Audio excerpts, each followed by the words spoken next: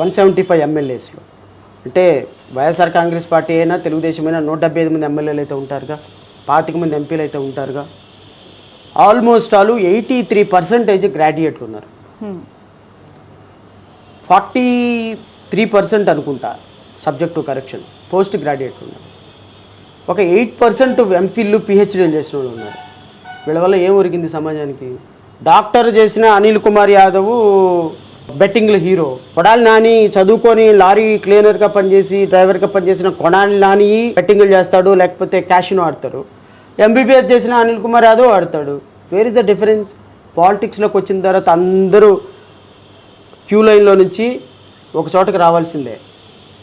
So నేను చదువుకోనోడికి ticket ఇచ్చినా, మీరు ఎంబీబీఎస్ డాక్టర్కి సీట్ ఇచ్చినా అందరూ ఆడాల్సింది ఒకటే గేము. సో గేమ్ ఆడించేవాడు రింగ్ మాస్టరు చంద్రబాబు నాయుడు, జగన్మోహన్ రెడ్డి అయితే ఒకలాగా ఉంటుంది, శ్రవణ్ కుమార్ అయితే ఒకలాగా ఉంటుంది. ఆడించే వాళ్ళల్లో లోపం ఉందంటారు. నేను రింగ్ మాస్టర్ కాబట్టి, అంటే రింగ్ మాస్టర్ అంటే వేరే ఆ విధంగా అనుకోకండి. రింగ్ మాస్టర్ మీన్స్ నాయకుడిని, నా పార్టీకి నేను రింగ్ మాస్టర్ని. నేను ఏ నిర్ణయం తీసుకున్నా కూడా మై పీపుల్ షుడ్ యాక్సెప్ట్. కొద్దిగా డిస్కషన్ చేసి డెమోక్రసీ ఉందని చూపించుకోవడానికి మమ్మ అనిపించేస్తా. నా నిర్ణయం నేను తీసుకుంటా. సో నేను ప్రాపర్గా నడిస్తే ఆటోమేటిక్గా మిగతా వాళ్ళందరూ ప్రాపర్గా నడుస్తారు. నాకు తెలిసి ఆంధ్రాలో సగానికి సగం మంది మినిస్టర్లకి, ఎమ్మెల్యేలకి 3 రాజధానులు నచ్చదు జగన్మోహన్ రెడ్డి. మరి జగన్మోహన్ రెడ్డి శిలాశాసనం మాట చెబితే ఒప్పుకోలేదా అందరూ? అసెంబ్లీలో కనీసం ఒక్కడ లెగిసి అధ్యక్ష మా కాన్స్టిట్యున్సీ సమస్య ఉందని మాట్లాడలే. మీ అభిప్రాయం ఏంటి 3 రాజధానుల విషయంలో? ఎట్లా అసలు 3 రాజధానులు అండి? 3 రాజధానులు అనేది it's a foolish decision. Decentralisation policies work out అవ్వదంట. Decentralisation policies is always good. The power should be decentralised, not Capitals.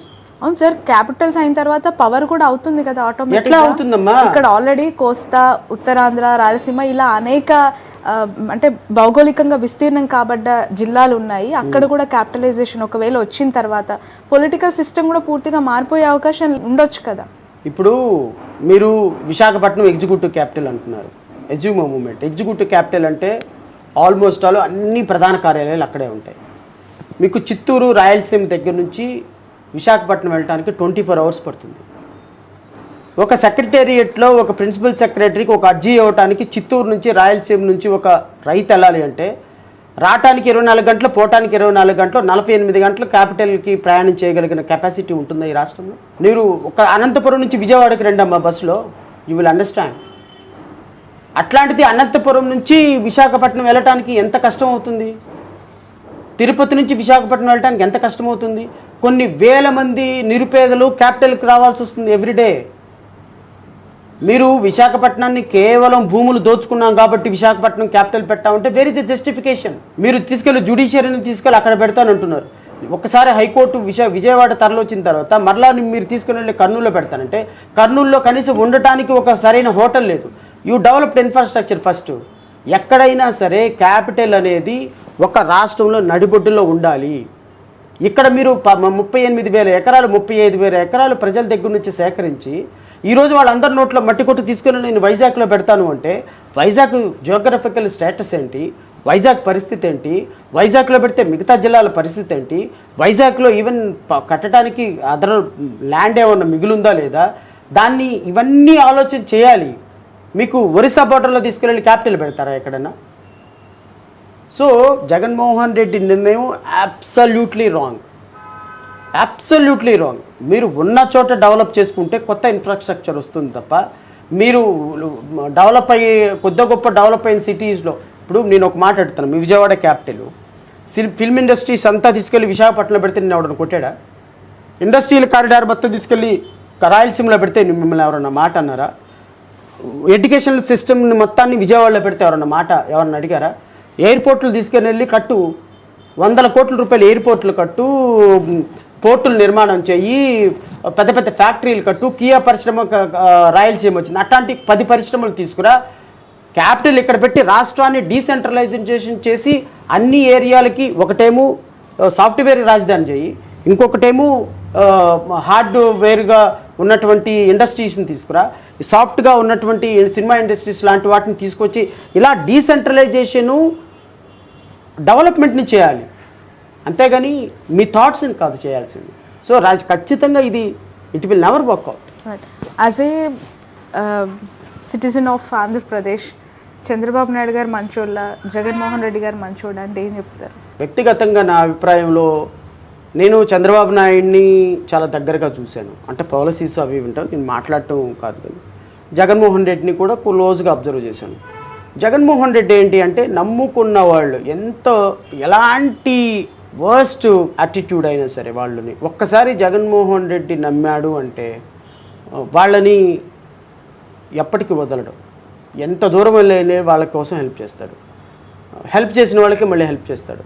Chandrababu Naidu గారు ఏంటంటే వాడుకొని వదిలేయటంలో ఆయన గిన్నిస్ బుక్ ఎక్కాడు. సో ట్రస్ట్ వ్యక్తి కాదు ఆయన మనుషుల్ని నమ్మడు. ఆయనకి లుక్రేటివ్ అంటారు ఇంగ్లీష్లో ఒక పదం, లుక్రేటివ్ మైండ్. ఆల్వేస్ ఒక మాట మాట్లాడాడు అంటే తనతో నాకు ఎంత లాభం ఉంటుంది, సో ఇతనితో నేను పక్కన కూర్చోబెట్టుకున్నంటే తనతో నాకు లాభం ఎంత ఉంటుంది.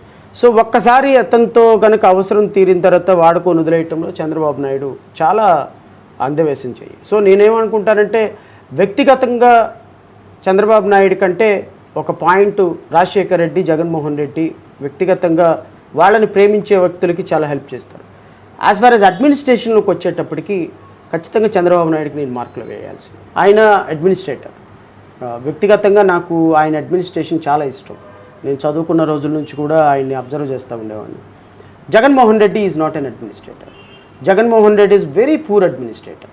అసలు ఆయనకి డెమోక్రసీ అంటే నమ్మకం లేదు, పరిపాలన మీద ఒక అవగాహన లేదు, సిస్టమ్స్ పట్ల రెస్పెక్ట్ లేదు. చంద్రబాబు నాయుడుకి ఏంటంటే సిస్టమ్స్ పట్ల కొంత భయం ఉంది, అడ్మినిస్ట్రేషన్ పట్ల కొంత పట్టు ఉంది, ఒక అంశాన్ని ఆలోచించి చేస్తాడు. కానీ పర్సనల్ కన్సిడరేషన్స్ చాలా ఎక్కువ ఉంటాయి. ఇప్పుడు అమరావతి రాజధాని చేశాడు అనుకోండి, ఇక్కడ 1,00,000 కోట్ల రూపాయలు బిజినెస్ జరిగితే తనకు అందులో ఒక 30-40 వేల కోట్ల రూపాయలు ప్రాఫిట్ రావాలి, తన వర్గాలకైనా రావాలి, తనకైనా రావాలి.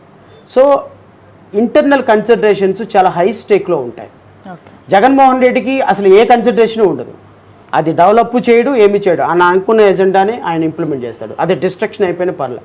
అంటే నేను ఎలా చెప్పాలి అంటే మగధీర సినిమాలో నాకు దక్కనిది ఎవరికి దక్కడానికి వీల్లేదు అని విలన్ అంటాడు చూసారా, అది జగన్మోహన్ రెడ్డి పాలసీ. చంద్రబాబు నాయుడు ఏంటంటే పర్లేదులే, నాకు దక్కకపోయినా పర్లేదు కానీ వాడికి దక్కినా పర్లేదు, నాకు ఏ ఇబ్బంది రాకుండా ఉంటే చాలు అనుకునేది చంద్రబాబు నాయుడు పాలసీ.